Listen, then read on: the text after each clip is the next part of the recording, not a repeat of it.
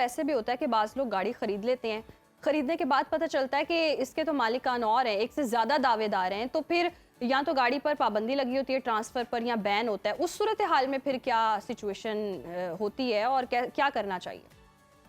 उसके लिए देखिए सबसे इम्पोर्टेंट ये है कि अगर आप गाड़ी सुनील से ले रही हैं तो वो गाड़ी सुनील के नाम पे ही होनी चाहिए। अगर सही। मैं किसी और की गाड़ी आपको दे रहा हूँ कि जी मेरे अजीज हैं, मेरे रिश्तेदार हैं और आप ट्रस्ट करके ले लेंगे तो आपको नुकसान होगा।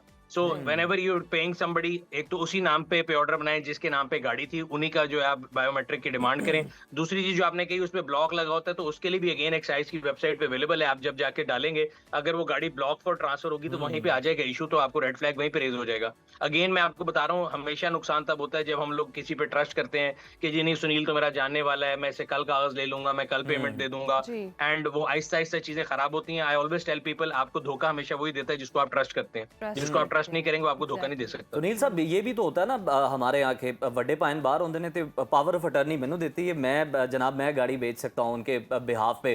तो इस तरह के क्या फ्रॉड देखने में आते हैं अमूमी तौर पे? अमूमी फ्रॉड तो ये होता है कि देखिए यही होता है कि एक तो जो इनके साथ हुआ कि जी आपको थोड़ा सा हमेशा जब भी इंसान फंसता है या तो वो किसी लालच में फंसता है या उसको यस। ट्रैक्शन दी जाती है। सही। फॉर एग्जांपल अगर मेरी गाड़ी करोड़ रुपए की बिकती है और मुझे कोई शोरूम वाला कह रहा होगा जी मैं एक 10 की बेच देता हूँ, तो मैं उसकी चिकनी चुपड़ी बातों में आ जाऊंगा, फिर वो मुझसे उधार भी कर रहा होगा तो मैं कर लूंगा, बिकॉज मेरे अपने बैक ऑफ द माइंड पे एक वो होगा कि यार ये मेरे तो बहुत अच्छी डील मिल रही है। सिमिलरली ऑन द कॉन्ट्रेरी अक्सर लोगों के साथ आजकल फ्रॉड होता है कि जी आप गाड़ी का ऐड देखते हैं, वो मार्केट से नीचे प्राइस पे लगाया होता है, फिर लोग टोकन डिमांड कर लेते हैं और उसके बाद फोन बंद कर देते हैं। उधर भी लालच होती है, आपको पता है कि एक चीज 10 लाख की है, आप 8 लाख की का टोकन कर रहे थे, so you are bound to face this in future.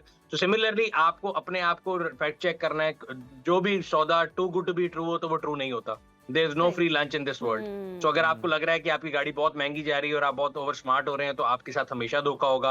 अगर आपको ये लग रहा है कि आप किसी से बहुत सस्ती गाड़ी ले रहे हैं तब भी आप अपने आप को स्मार्ट समझ रहे हैं तब भी धोखा होगा। मार्केट जो है वो हमेशा जो है ना इकोनॉमिक्स का रूल है वो अपने ऑप्टिमल जी। पे परफॉर्म करती है और मार्केट रेट ही बेस्ट रेट होता है। सो व्हेनेवर यू ज़बरदस्त। ऑपरेटिंग बिलो और अबव द मार्केट रेट आपको नुकसान होने की खतरा है, और 90% क्या 99% केस में ऐसे नुकसान होता है।